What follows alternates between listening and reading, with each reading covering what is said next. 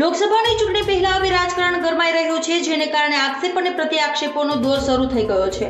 એક તરફ સત્તા પક્ષ પોતાની સિદ્ધિઓ ગણાવી રહ્યું છે, તો બીજી તરફ વિપક્ષ દ્વારા સત્તા પક્ષની નિષ્ફળતાઓ અને તેમના કામોમાં નિયમભંગ અને ગેરરીતિના આક્ષેપ કરી રહ્યું છે। લોકસભાની ચૂંટણી પહેલા ફરી એકવાર ગુજરાતના ધૂણિયો જમીન કૌભાંડનું બૂર। કોંગ્રેસ દ્વારા ગુજરાત સરકાર પર કરવામાં આવ્યો છે જમીન કૌભાંડનો આક્ષેપ। અમદાવાદના મણિપુર ગોધાવી ખાતે 122 કરોડનું કૌભાંડ થયું હોવાનો કોંગ્રેસ નેતા અમિત ચાવડાએ આક્ષેપ કર્યો છે।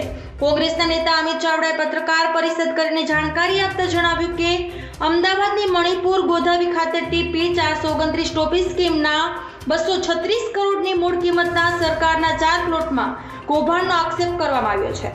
અમિત ચાવડાએ જણાવ્યું કે સંસ્કાર ધામને ફાળવેલ જમીન બાદમાં તેને અન્ય 2 કંપનીઓને સોંપી દીધી છે। બ્રાઇટ બાળ ગોકુલમ ફાઉન્ડેશન નામની પ્રાઇવેટ કંપનીને સંસ્કાર ધામને ફાળવેલ 4 પૈકીના 3 પ્લોટ ફાળવવામાં આવ્યા છે। ધન્યવાદ।